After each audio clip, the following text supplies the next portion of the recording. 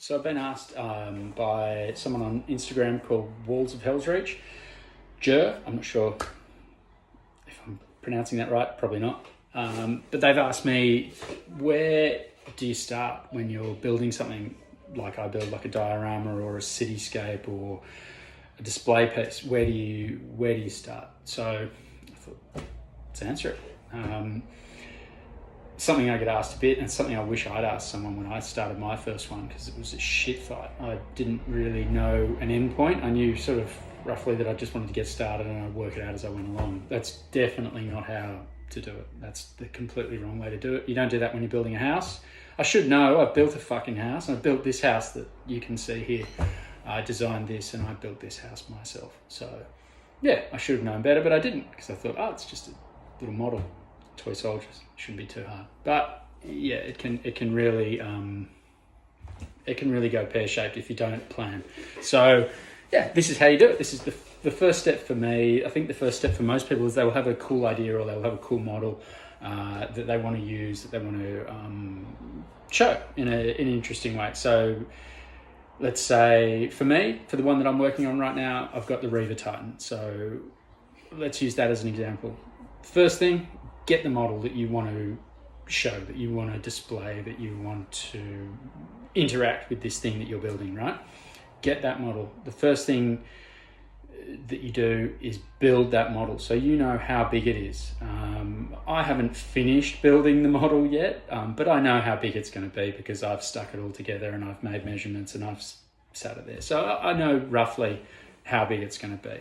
And then at that stage, I'll start looking at, I'm on Google Images here, so I've got Google Images up on one screen of Syria war buildings from the Syrian conflict, and this is concrete with reinforced steel. All of these buildings are made the same way, which I figure is pretty accurate for how buildings in the 30th millennium, the 40th millennium are going to be made. They're going to be built to a standard design. They're going to be dropped out of space all the raw material is dropped out of space in lifters, and it is built to a template, and this may as well be the template, because it has a grounding in reality, which means that when you put your piece in it, it will interact with things that people know, that people understand, that people can see, and they have seen these images all beamed all over the world for the last 10 years. So it's an understandable visual language, and that's important. So build your model. Know a rough idea of how you're going to place it, and what the visual sort of feel, look, the thing that you're trying to convey with the model.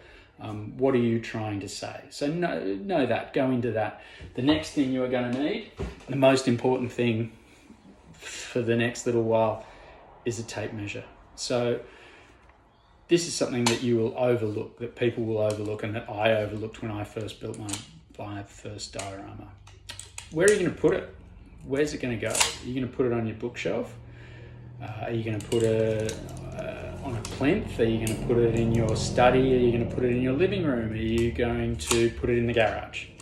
Because if you don't know how much space you physically have on your bookshelf or your desk or your plinth or your garage, then where's the fucking thing going to go? Just going to sit around. You're not going to see it. It's going to go under the stairs, or it's going to go to mum and dad's garage, or it's you're not going to get the enjoyment out of it if it's just hidden away. And we're back. Sorry about that, got a phone call. So unless you measure where this thing's going to go, you're not going to enjoy it. So know how big your shelf is, know how big your desk is, your plinth, wherever you're going to put it, how big, and this is the finished size. So if you're putting a frame around the base, if you're building a big display case, which I would recommend, or maybe you've got one that's the best way. If you can buy something that it will fit in, work around that. Unless you want to do what I do and build a Perspex custom display case, I wouldn't recommend that for beginners. If this is the first thing you've done, don't do that. you might be super handy to do that. But yeah, know the size, know the vibe, build the model. After you build the model and you know the vibe, buy yourself a grid book and make notes and do scale drawings. So this is the idea for my project, the next upcoming project. That's all to scale. I know how big it's going to be. Again, these drawings are all to scale. You can see all the sizes I've got here. I haven't built anything at this stage. The Reaver's not finished. This is a scale drawing. That's how big a Reaver Titan is. That is to scale. That drawing is to scale. This is how big this building needs to be. It is broken down into sizes. So if you look here, this section from here, the steps are 100 millimeters high. The height of the Reaver Titan is 400 millimeters high to the top of this carapace weapon. I've then got an arch that I think needs to be about 150 higher than that, and I've just sort of worked that out by eye and using this scaled grid. And then I want a bit more height above it, so I've said 550, but that's rough. So what I'm going to do now is the next stage is to go and get some cardboard, get some cheap boxes, old boxes, and cut that arch. Once the Reaver's built, I will then stick it on a table and I will put that cardboard in that size around it, and I will know, yeah, that's going to work. Or I need to make the arch higher or lower, or the building wider, or the sections more or less interesting to make it work with what I want to say, what I want to do. After all of that's done, we then move on to building with cork. I use cork for concrete. It's cheap, it works, it's easy to use, it looks really cool. And then I'll show you how we do that through the magic of, I wouldn't call it editing, I'm going to push stop here, and then I'm going to record some other stuff, and then it's all going to get stuck together, and it's going to look like, yeah, it's going to look pretty fucking special. Okay, so this is a bit of a initial build guide for how I do buildings. This is the starting point. So once you've decided what you're going to build exactly, you know, the size that you want, the style of building that you want, which you can do through Google Images, that sort of thing. We'll go into that at another time. You want to use, I use this cork tile. This is the stuff here. It is just 6mm thick, 305 by 305 cork tile. This is $13 in Australia, and this will do a pretty decent sized building. I'll show you exactly what's possible with this in a minute. But this is the first step. So you want a sharp scalpel, and you want metal rulers. So I've got a selection here, and you'll note that they're all slightly different widths. This is the next one here. Different widths and different lengths.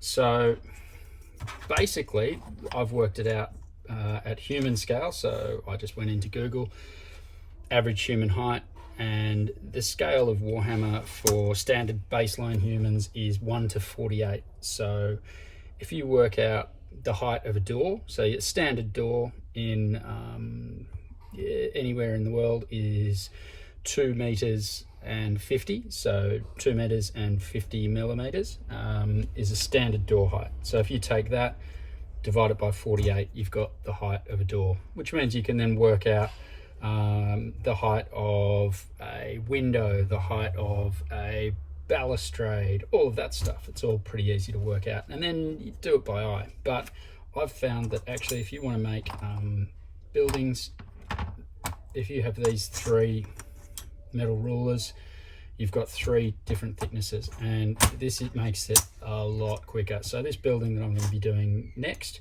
is going to have slightly thicker sections below the windows. And these are just your standard looking skyscraper buildings. We can add details to them later. So very, very carefully not to cut your fingers. You just run your scalpel down the edge here. So I'm going from, this has already been cut, but I'm going from the straight edge here, and I'm just pushing it there, so it means that this is going to be nice and straight. Replace the blades often, because this will fuck the blades up pretty quickly. You'll be able to do a whole building with one blade, but let's see here. That's one strip. So the idea will be to layer the strips. So strip here, glass windows here, and in between the glass windows, you can use anything really. I've got this plastic stuff that I just found lying around. I've got quite a lot of it, so I've decided to use that. So I'm just going to cut these into the sections that I want, stick them in there, and use Chinese food containers for the windows. That's what I've done before, and it's really simple, really cheap. You can buy all this stuff at the supermarket. And if I take the camera away here, I'll show you. That's what you will end up with doing it in this way. So that's not quite a full pack of tiles. That's 1, 2, 3, 4. That's 4 tiles so far that we've used. So that's about $10 worth of material to get that height and size of building. So that building it's pretty tall. It's 60 centimeters tall, that one. Excuse the shaky camera. Yeah, so 60 centimeters tall. The only materials that we've used are 12mm by 12mm pine square section wood on both sides. You can see here and here. So this is super, super strong. There's plywood here as well as a cross brace between the two. So this building is rock solid. You could move this around, no worries. The glue that we use on this is the Gorilla Glue, which is that one there. That's the one you want to be using. Bomb-proof, yeah, really, really strong. The little rebar sections here, it's this stuff. I'm not sure if you can see that. It is tie wire for concrete reinforcing steel. So it's used in concrete reinforcing. It's not reinforcing, obviously, but it's what they use to tie the bars together.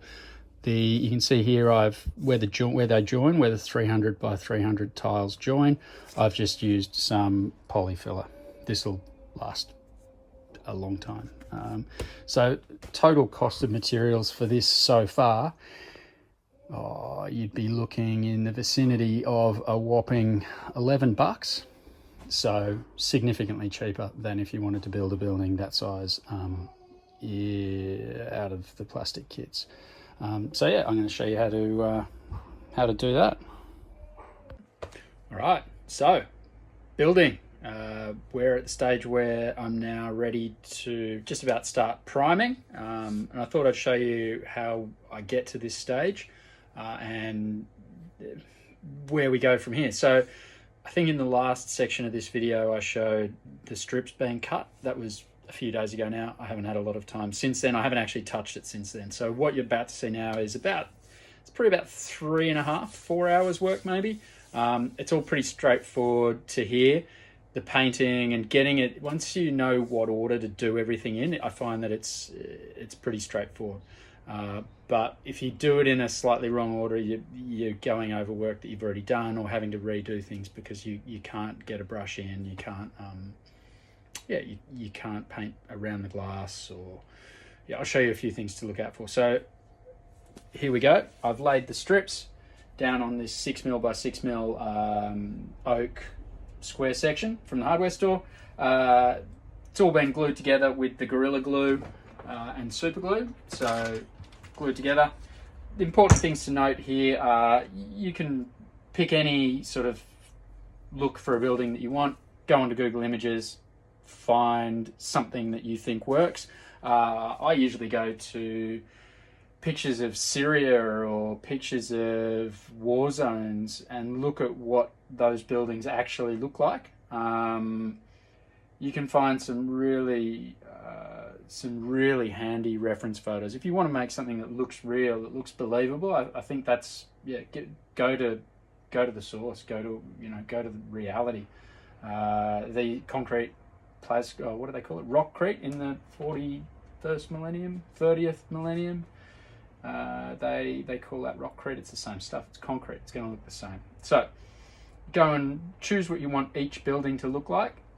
Have a little bit of variety. You can add all sorts of details to it. This is a very straightforward building. I wanted this one to be about to collapse or very precarious. So basically what I've done is I've completely built it so it was straight and it was all cool, and then I've cut these two supports out, cut the cork, or ripped the cork, and it's been pinned. So this is actually pinned with these wire ties, which are from, actually you buy these at the hardware store. These are used to tie rebar together that you put in your concrete slab. So yeah, that's a bit of, it's super cheap. You get a big handful of them for a couple of bucks. So that's what that's what the rebar here and all through all my buildings. That's what I make it out of. So this is one full tile's width, 305 millimeters. This is on the side here, a half tile's width, exactly one half tile's width. It's crucial that you make it that exact half tile. So 152.5 millimeters. So this is half a tile, quarter of a tile up the top here. I just wanted that extra bit of height on this one. So the next stage, and this is important, is knowing when to put paint on, and it's not always at the very end. So priming doesn't always come at the very end of the build with this stuff because it is so big. So what I will have to do now is to prime this grey after I've added these. Sorry, I'll do that tonight. Prime this grey and then get my stone effect on. This is the Dulux stone effect paint from the hardware store. I will put that on, get that on nice and rough. I'll add a little bit of green or a bit of grey to this just to add a bit of difference to the colour. It's got a really nice texture in it already. Once that's done, I can then prime the backside, the inside of the building black, and add the windows with the Chinese food containers. I will then dust the back of those windows with a black or a grey to imply dust, to make them opaque at the backside, but also shiny at the front so you can tell that they're windows. But you can't tell that there's no floors inside here. The floors will only be up here where all the windows are completely blown out and where I've got this interesting sort of section here. So I guess the next video will be me showing you this when it's primed. Bye.